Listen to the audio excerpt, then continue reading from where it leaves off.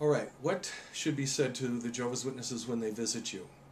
Now, when you respond to them, do not argue the point of whether eating blood and taking a transfusion are the same or whether they're different.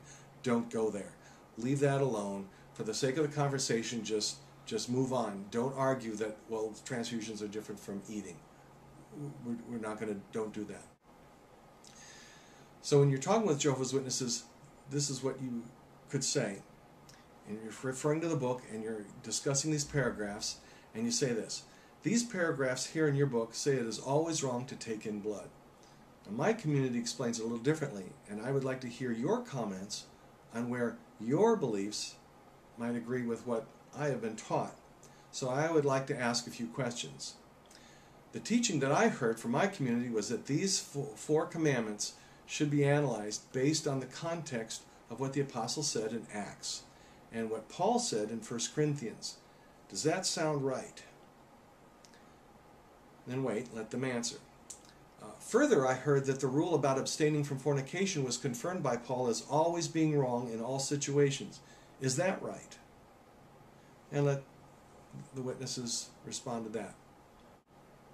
Next, I heard that according to what Paul said in 1 Corinthians, the 3 dietary rules depended on the conscience of others who might be stumbled. Is that correct? This is where the Jehovah's Witnesses will divert, because they've been agreeing up to this point, but now they say, no, it isn't about your conscience. These rules, these dietary rules, are always forbidden to all believers at all times. And historically, they've had a difficulty applying those rules in all situations. So they're going to say no. That's where the difference would be. Then you can go on saying something like this: my community claims that at times eating these 3 things, like things sacrificed to idols and eating things with blood, would be wrong, but at other times, depending on the conscience of observers, it might be okay, as long as it did not cause others to doubt Christianity. How is that different from what you believe? And let the witness explain that it has nothing to do with conscience or stumbling others. It's just always wrong. Then you say, it sounds like the difference is that my community would say that sometimes it is wrong to take in blood, depending on the conscience of others, while you would say it is always wrong, and Paul's comments in 1 Corinthians do not apply. Is that the difference? And let them answer. Then finally, you're going to bring up an example to let them explain to you. You say there's something like this: if you could comment on something I heard, I think I would have a better idea of what you believe.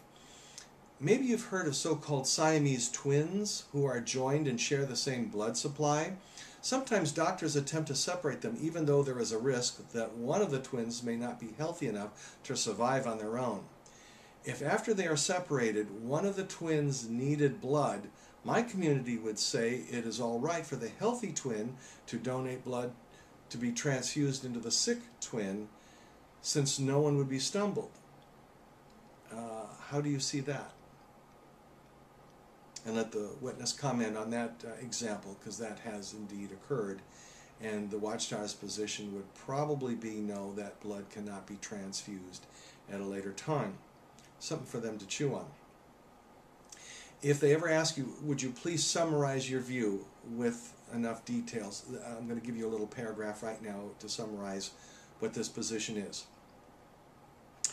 I heard that the 3 dietary laws mentioned in Acts 15 mostly apply in the particular situation that we see in the 1st century. At that time, Gentile converts lived near Jewish converts who had been keeping these 3 dietary rules. Because of 1 Corinthians chapters 8 through 10 and some other Bible verses, my community says while it may not be healthy to take these things into our bodies, it is biblically permissible.